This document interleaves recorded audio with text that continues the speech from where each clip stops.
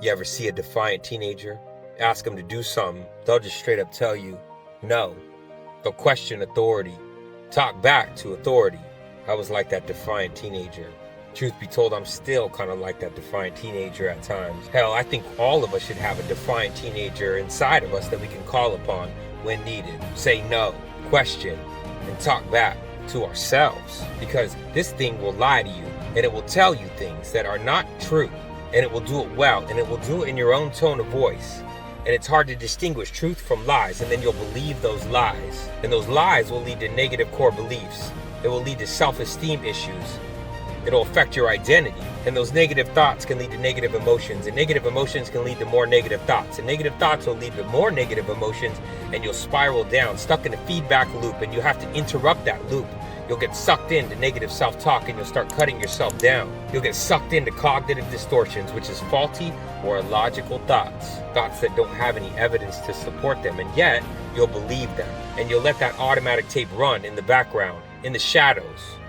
It will taint everything. Those thoughts and those emotions will bleed into your behaviors. They'll affect your relationships with other people, and eventually your relationship with yourself. You'll start catastrophizing and selecting or creating the future worst case scenario, and then you will ruminate, and you'll continue to play that out until anxiety and fear sinks its teeth into you. You'll fortune tell, thinking that you know how the future is going to unfold. You don't.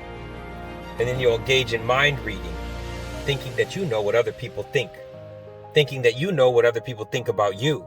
You don't.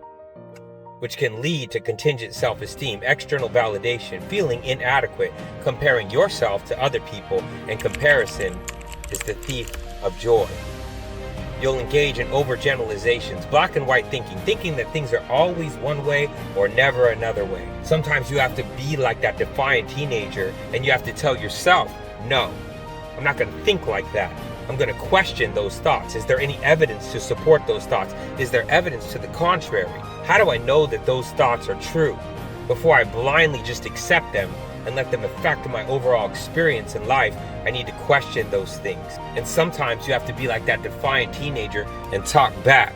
You have to hit pause. You have to discard those thoughts. And then you have to create alternative thoughts that are uplifting, kind-hearted, and compassionate to yourself.